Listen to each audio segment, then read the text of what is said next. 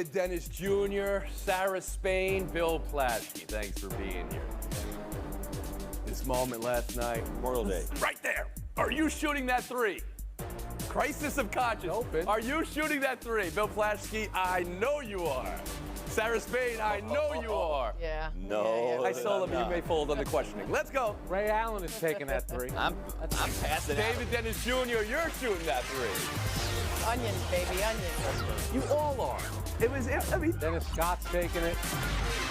Howard Dennis is taking it. So the Celtics leading wire to wire, which doesn't happen in Game 7s. That is a feat. But it's this play right here. It's Jimmy Butler's three. The decision to pull up and go for the lead while the Celtics were mid-collapse-ish with 17 seconds left. And he didn't push for the tie. That's where we're going to start the show. Bill Plaschke right there. Should Butler have been taking that three? In the words of Jaylen Brown, what the hell? I know everybody loves Jimmy Butler, and as the time has gone on since that shot, everybody's supporting Jimmy Butler. He's a tremendous player. He should have been the MVP of the series. He scored the second most points ever in Game 6 and 7 in NBA playoff history. But he blew. Yeah, I knew it was coming. He should. He blew the. Let's be honest about it. He had about a less than a 30% chance of making that shot. He could have driven, made the layup, gotten fouled, gotten and one, or at least tied the game. And everybody's saying, well, he didn't want to go to a tie game because he's tired. We don't know that. We don't know. Everybody says, oh, the Heat wouldn't have won a tie game. We don't know that. All I know is that he had the ball in his hands, 20 seconds left. The lane was clear. He could have driven right past Horford. He could have scored, easily scored, and at least gotten and maybe even gotten the and one. He made a mistake. He's a great player. Doesn't mean he's not the best player on the floor. Best player in the world. Love him. He blew it. Tony, he blew it. Sarah Spain. Should Butler have taken that shot? Well, Bill just said it. We don't know that that's what he was thinking. We also don't know how the game would have changed if he had made that shot. So it's easy in hindsight to look back and say, analytics tell us no. His shot percentage from three tell us no. His ability to get to the basket and draw fouls tell us no. All of these things contribute to us now being able to say, because he missed it, that it was a bad shot. But in that moment, you got to open uncontested three with all of the energy behind you. You've played every minute of the game. You're the hero. It's in motion. It feels comfortable and natural. I can't hate on it. It wasn't the right shot. It wasn't the right shot. He shouldn't have taken it. At the same time, there's no way I'm dogging Jimmy for taking it, because if he had made it, that's it. David Dennis Jr.? I kind of have talked myself into this shot in the last 24 hours. Last night, I was with Bill. You lay it in. You get at least 2 points. But if you look at the way this team was playing, players not named Jimmy or Bam had 35 total points, 28% from the field. They were not going to win an overtime game. You got, one shot, and you probably win that game. You're taking that shot. I'm with Jimmy on this one. Okay, Frank Isola, make a ruling here. I think you might be right about this. I think Jimmy Butler is thinking, can I really play 5 more minutes? Let me try to end it right here. But if you go back to Game 6, after Jaylen Brown missed the 2 free throws at 99 all, what did Jimmy Butler do? He drove to the basket, met Al Horford at the rim, converted the layup, and was fouled. The only reason I don't have a problem with the shot is because he's walking into it in that moment. That's not the typical three-point shot that we see now that I call the cha-cha slide three, where it's crossover dribble, step back, slide to the right, contested three. Contested three. He didn't do that. He walked into the three, which I thought in that moment was not a terrible shot for a guy that's made big shots before. Plaschke back in. But this was so atypical Jimmy Butler. He's used to going to the rim. Okay. He's used to making things happen. He's used to thinking about that. This is so atypical of him. This wasn't him at all. His teammates were shocked. The Celtics were shocked.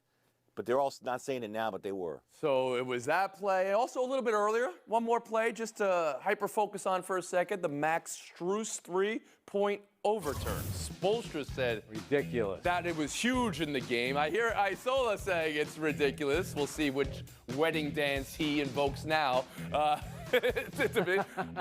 you agree with the count it, play it out, and then minutes later look at the film and overturn it, Frank? I'll start with you since you've already told us. I don't like it because I think, first of all, it took them so long, which tells me that they couldn't really come to a determination that he had stepped out.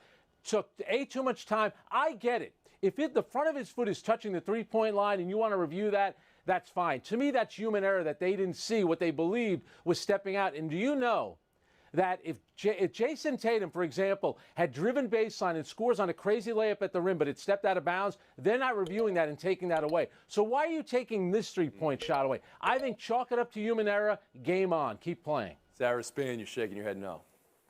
Well, I'm just curious about, I mean, I think Frank clearly has his mind on steps right now. Is this now Cupid Shuffle? Like we could care about the front of the foot, but not the back, one step back, one step forward. Yeah. Like, why would we care with whether the toe touched the line, but not whether the heel touched the other line? If we're going to regulate either, we have to regulate both.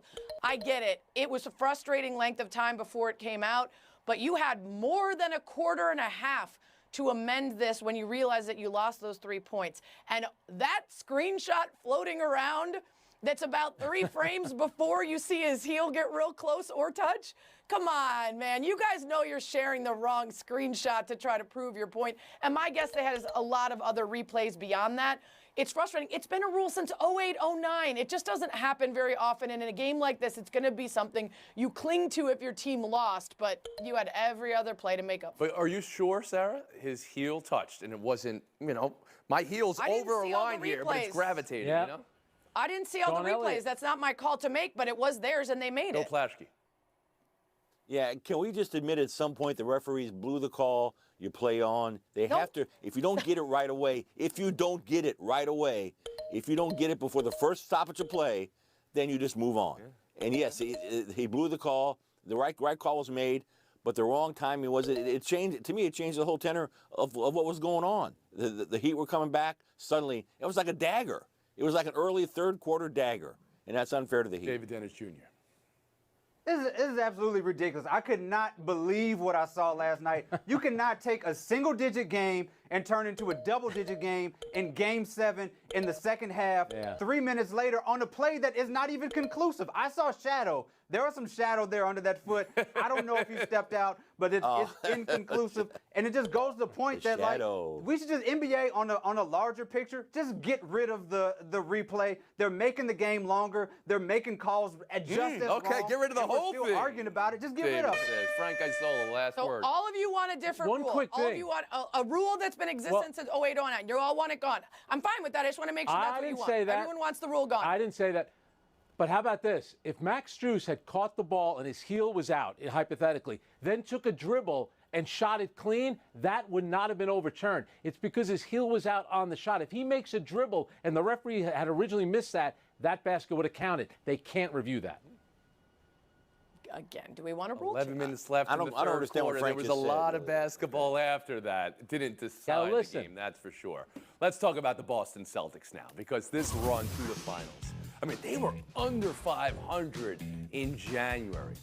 And actually, before that, Ainge gone, Stevens kicked out upstairs, and then the struggle to start the year, there were team meetings. We always mock team meetings, so maybe these team meetings worked. 5 months of really good basketball, sometimes sweaty for sizable stretches, as we saw in Game 6 and even parts of Game 7. But, David, how do you consider this Celtics run to the finals?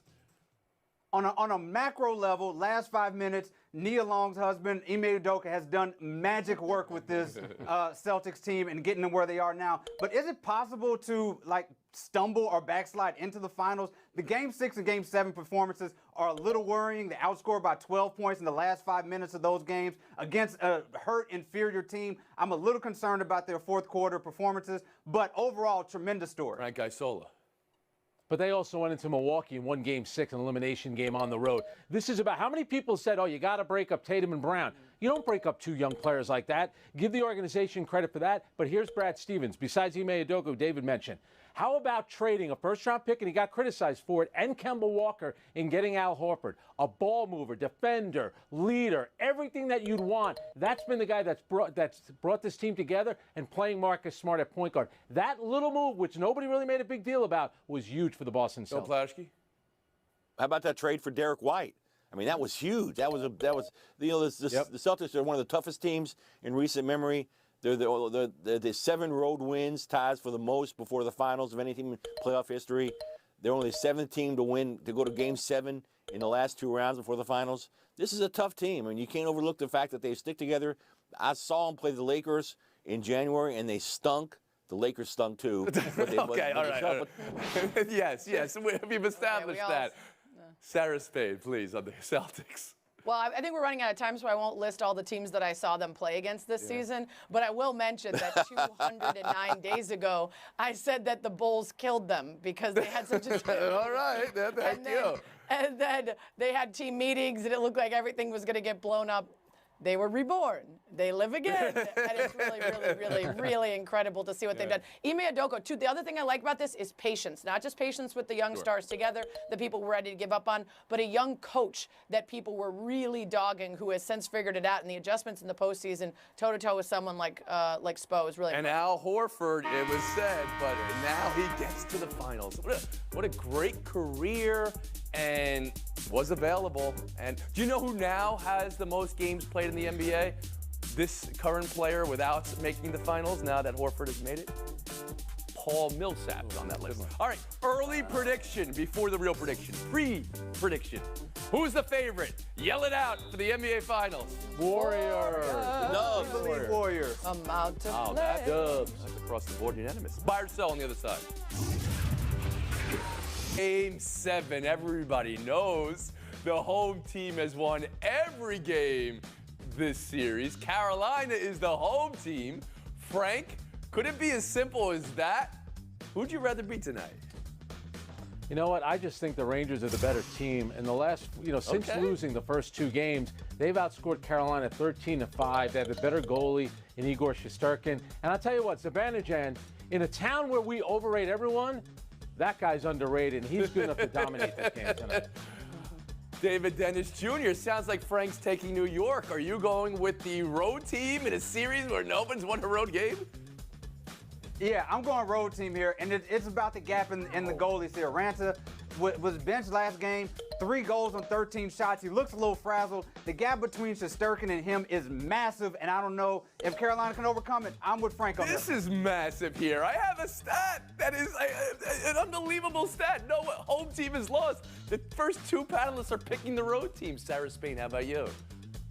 First of all, I've seen Antti Ranta do it, so I believe that he can bounce back despite maybe a confidence affected by getting pulled. But more importantly, not only has the home team won every game of this series, but in every game the Hurricanes have played this whole postseason, the home team has won. I'm not going against the forces of nature, no matter how hot that goalie is standing on his head and every other cliche. Okay, that home is team. a phrase on this here program that has been banned for cliche. Yes, it has. Bill Plaschke, how about you? Even if I was saying it, Yes, there is that.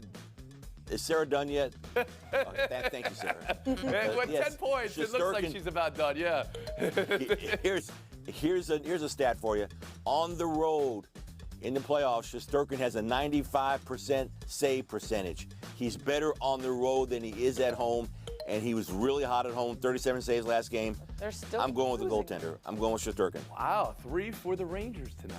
We'll move on. Buy or sell to Los Angeles Lakers, naming Darvin Ham as head coach. The years at Milwaukee as assistant. Now he gets the big job. What do you give a guy who gets the big job? Maybe a ham? You give him? Bill Plaschke, buy or sell Darvin Ham with the Lakers? I thought it was nuts when I heard it last week. I thought it was nuts when it happened this weekend. But like David, I'm trying to talk myself into it. Why do you think it's nuts, the idea that someone whose name has been out there for how many years? That a rookie head coach can get the attention of one of the toughest locker rooms in the NBA, to get the attention of LeBron, who coaches the team, you get the attention of Westbrook, who completely, turns the team upside down, to get the attention of a brittle Anthony Davis. It's a tough room. It's a really tough room. He's never coached in the NBA. He's never been a head coach before. That's really, I know Willie Green did it, Udoka did it. That's really good for them. They didn't deal with these kind of locker rooms, but I'm still trying to talk myself into it. Frank Isola? It's the Lakers, but it's a terrible job. And Bill mentioned LeBron. LeBron already gave it his blessing, which is a great starting point. Darvin Ham is a great guy, done it the right way where he's put in a lot of hours. Something else, he and Doc Rivers, Bill's guy, have something in common. They both broke a backboard as amateur players. Doc did it playing for the national team. Darvin Ham did it at Texas Tech. There you go. Is that going to help him get through to the Lakers? Yeah, clearly. It's very important. David Dennis Jr., how about you? I'm buying that this is a good, move for Ham. I think, the you know, it's good. It's going to work out for him. He deserves to coach. He's been great as an assistant coach. As long as they temper the expectations, they're not winning the championship this year. I don't know when they win the championship. David, let me introduce you to Bill Plaschke. Do you believe this individual knows tempered expectations? Sarah Spade, how about you? Yeah, I mean, I agree with David in that he's earned the opportunity. Coaching tree is solid. He's earned LeBron's blessing at the beginning, although that doesn't mean much a couple months in. But we know that because of Westbrook and LeBron and AD's injuries and the job and the city and the market and the Plaschkes, that you never know when this ham could become the next turkey. So now we wait. There you go, Sarah Spade. Oh, yeah, we were waiting for it. There He has it is. There it played is. against LeBron You're James welcome. before, which at least counts for something.